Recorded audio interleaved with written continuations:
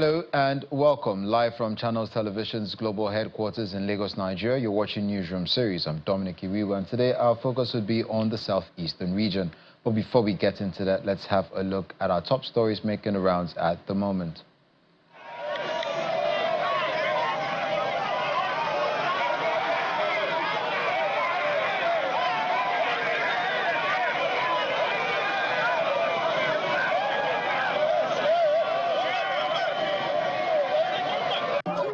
River State's Governor Siminalayi Fubara has returned to Port Harcourt, the state's capital.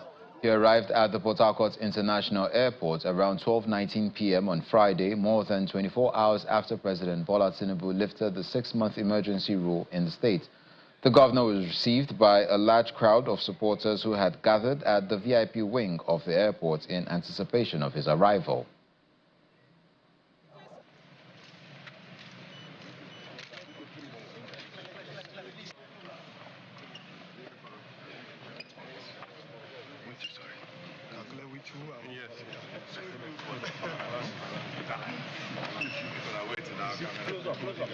Close up, please. Sorry, sir.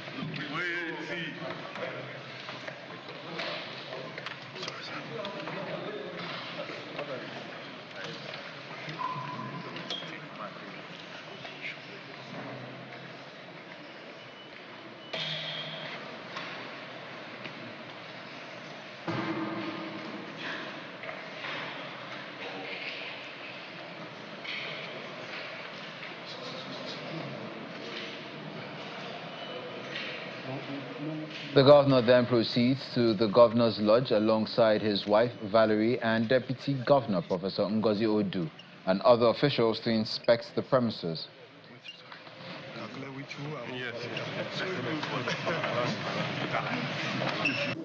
I know everyone wants to hear something from me. In fact, you expected it when I landed from the aircraft. Let me first of all appreciate the wonderful people of River State. I am really humbled by what I saw at the airport. I was also briefed with some photographs of what happened here yesterday. That reception really humbled me. It showed love, confidence, and solidarity. I want to say that it is not just the celebration, the massive reception by the number of people who came out to celebrate, but a display or reaffirmation of the bond between this government and the people that we are serving. I want to assure you that we will, by the grace of God, continue to do those things that has made you people love us. I want to appreciate everyone and to say that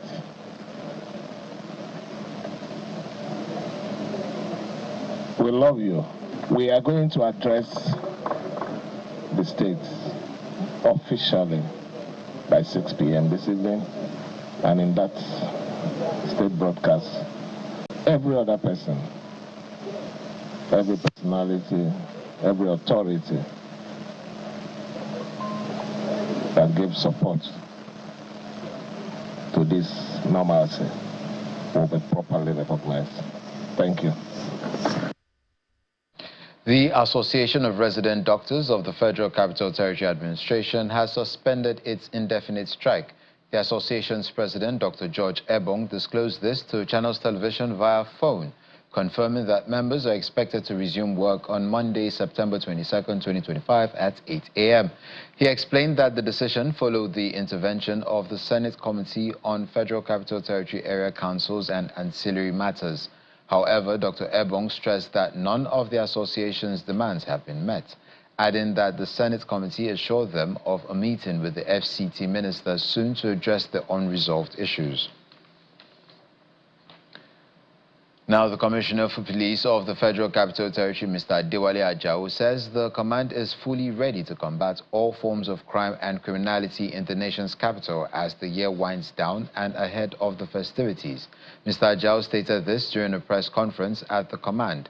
He revealed that the police recently rescued victims of kidnapping, busted a drug cartel, and arrested a syndicate involved in robbery where criminals lure passengers into the vehicle to rob them. He adds that the command also recovered arms and ammunition as well as several sacks of cannabis.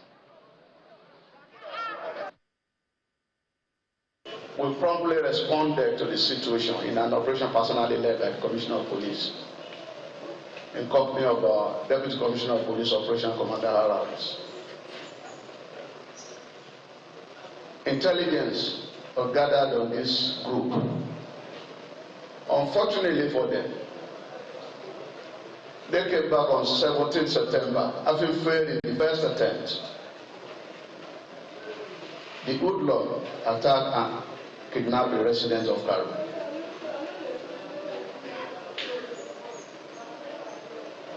To God be the glory. Within 12 hours of this abduction, in a massive manhunt, coordinated by our anti-kidnapping unit, led by SP Mustafa. We back up from the military, the civilian joint task force, the vigilante, and the hunters. The man kidnapped was successfully rescued around 6:30 p.m. of yesterday. It was a life-threatening battle that involved 30 minutes of heavy gunplay between our operative and the school line. To God be the glory. The rest is history, as their weapons were recovered.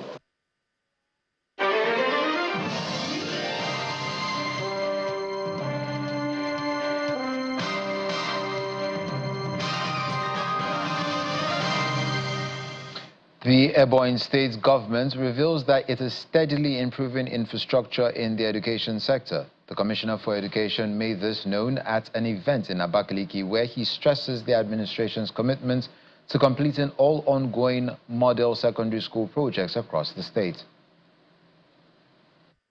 The World Bank reports that as of March 2025, a total of 13,048 senior secondary school students have dropped out in Ebonyi State. To tackle this challenge, the Ebonyi State government is currently building over 35 model secondary schools across the state. As part of efforts to reduce the number of out-of-school children, 172 indigent students have received 6-year secondary school scholarships from the member representing Ikueza South Federal Constituency, Chinedu Oga. The initiative is in collaboration with private individuals and aims to fight illiteracy and ignorance. The Commissioner for Primary and Secondary Education, Donatus Elang, stresses the importance of empowering young people through quality education. You should count yourself very, very lucky as one of the luckiest people that are receiving this education system through your child. And to my dear students, we are here to enhance your educational knowledge, to give you the best of what you can receive in the world. On his part, representing Ikueza South Federal Constituency, Chinedu Oga, he says granting young people access to quality education through scholarships is a vital step towards reducing poverty and insecurity. As a parliamentarian, it's a core duty when we are able to give all these people good education, reducing security, to reduce poverty. Each of them that will get very sound education today will definitely be focused, and such person will be useful to his life. Some parents whose children received the scholarships expressed gratitude for the intervention. I'm just very, very happy. I don't know this kind of thing will happen, that somebody will admit my child into a school that I cannot even dream of being able to pay their school fees, talk more of their other things. My child follow this scholarship. I will not pay anything.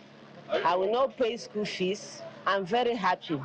I'm so excited because the school fees will be paid and books, everything. And most especially the environment, I cherish everything about. This scholarship scheme is seen as a vital tool to empower indigent students and provide financial relief for struggling families.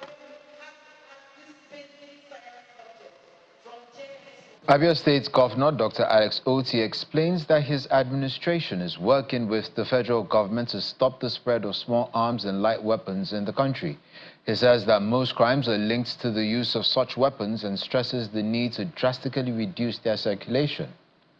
Governor Oti made this known in Ishialangwa South during a visit by the new Southeast Zonal Director of the National Center for the Control of Small Arms and Light Weapons, Captain Chris Anusiem.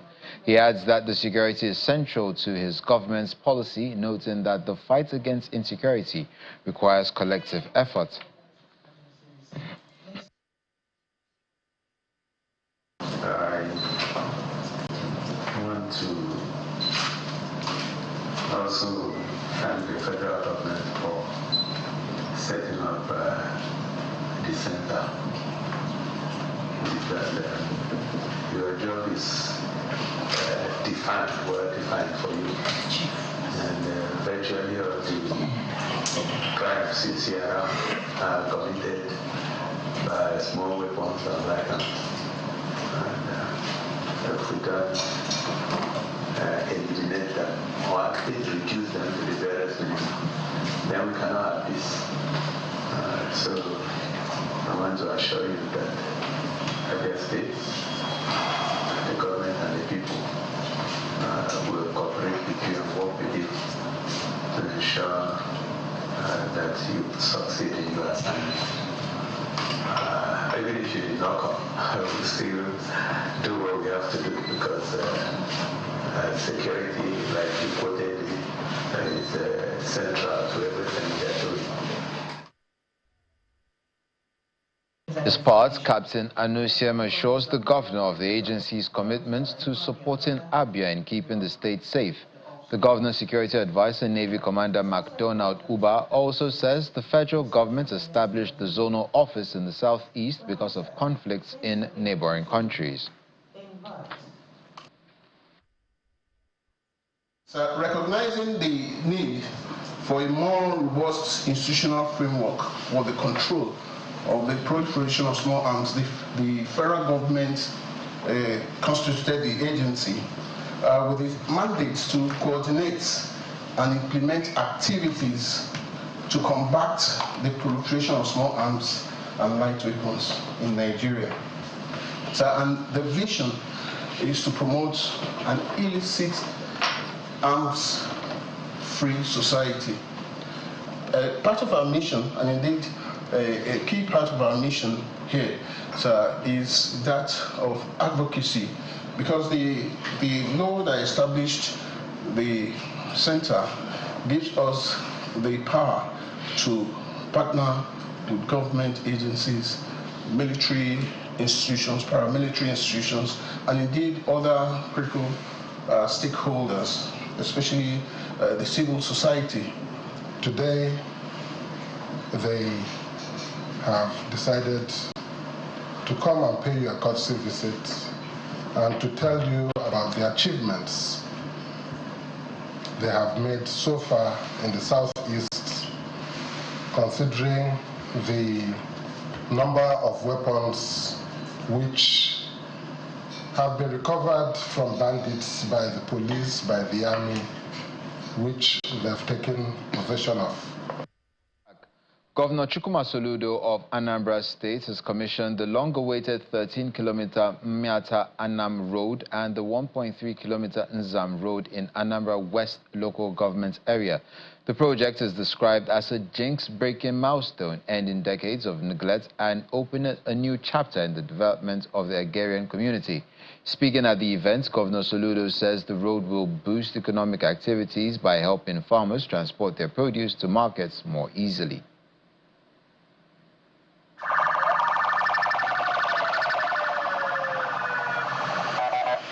It's a historic day in Anambra West as Governor Chukwuma Soludo commissions the 13-kilometer Miata-Anam-Nzam Road. Traders, youths and elders troop out in their large numbers to witness the event. At Otupu Market in Miata-Anam, jubilation fills the air as the governor arrives to officially open up the road.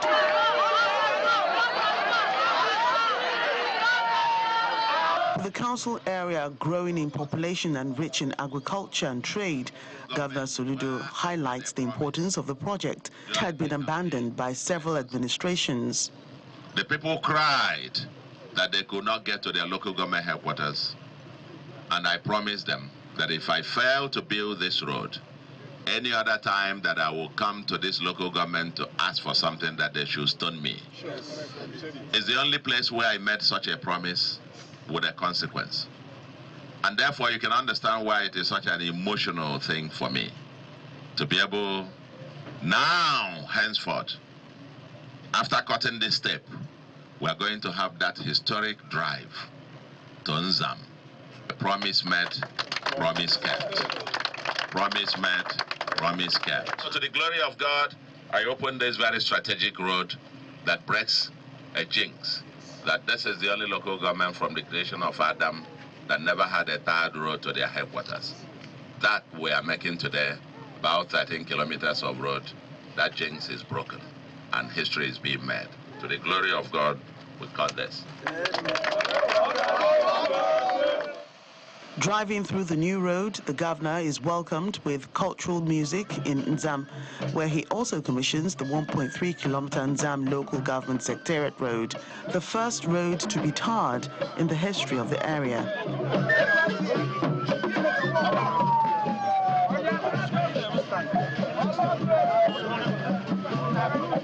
A very emotional trip for me to drive to Nzam, finally, on a third road. And we commissioned it the beginning, and now here is where the first stretch ended.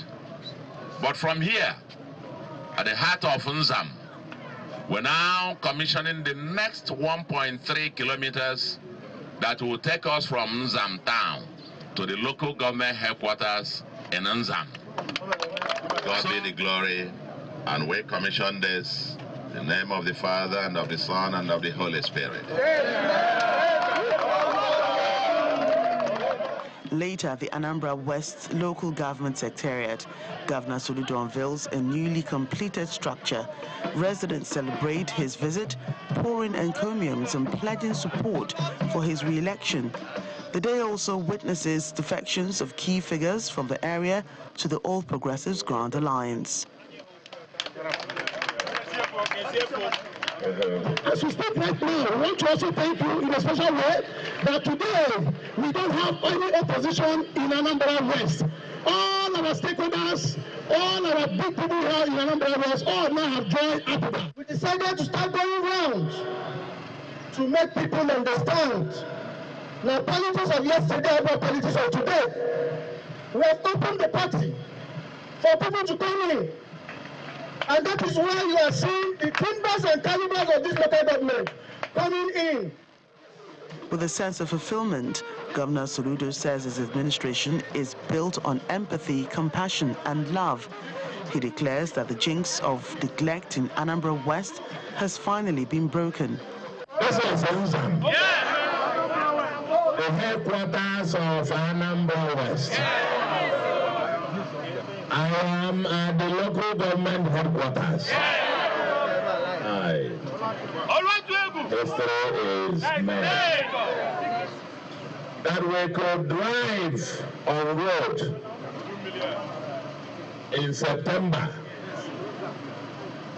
to Nzam, and not just to Nzam, to the local government headquarters. On third road, the jinx is broken, history has been made. With that, he cuts the tape to commission the local government secretariat amid cheers from the people.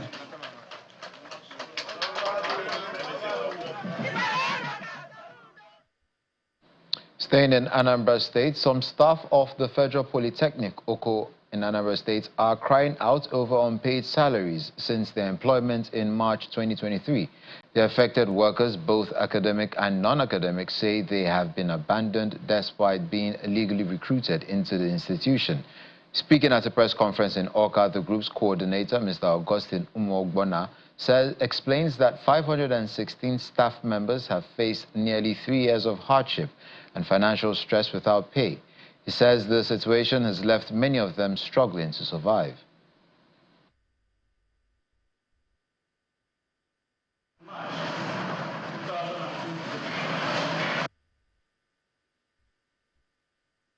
For nearly 3 years, we have endured immense hardship, humiliation, and the traumatic ordeal of working without a single salary, abandoned by the very institution that recruited us.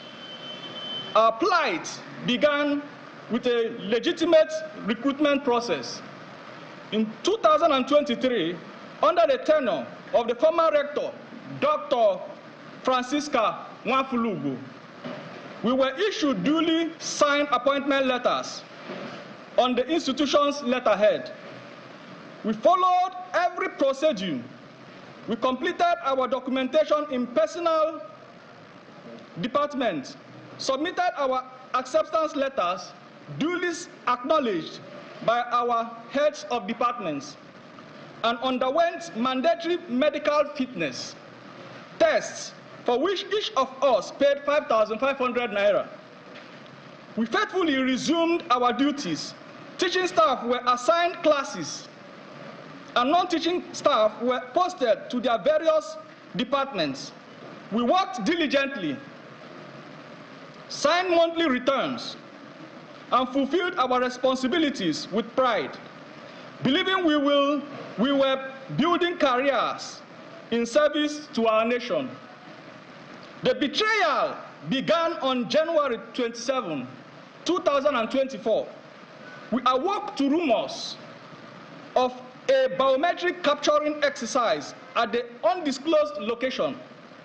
This information was selectively shared, creating immediate suspicion. We were forced to play a survival of the fittest game. But the Polytechnic insists the case is different. Its public relations officer, Mr. Chijoke Ebeziako, says the affected persons are no longer staff of the school, as they were withdrawn from their duties by the former acting rector, Dr. Eugenia Ubaka.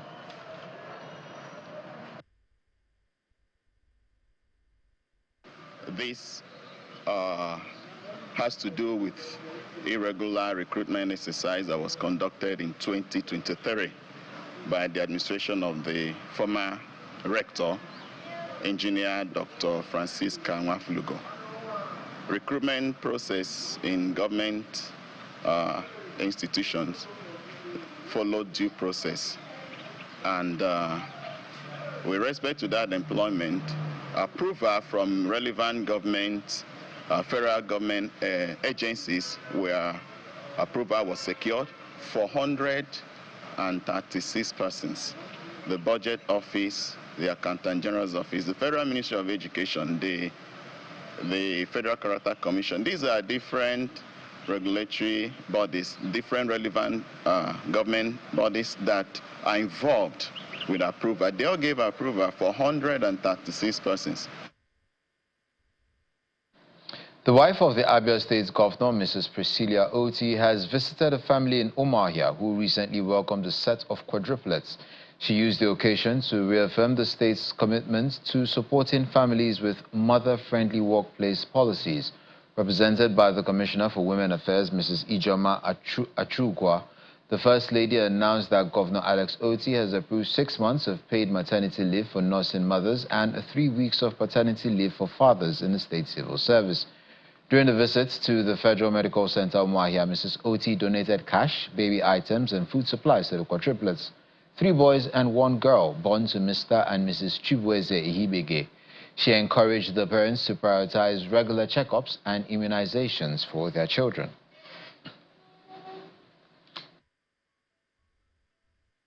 Just that a woman put to bed, had 4 babies at the same time. Her Excellency has not slept. In fact, she told us day before yesterday, she told us yesterday, she started sourcing for things to give to them, just to encourage the family, because she knows what the economy is all about now. And I hear that the couple have 2 children already, and now they have 4.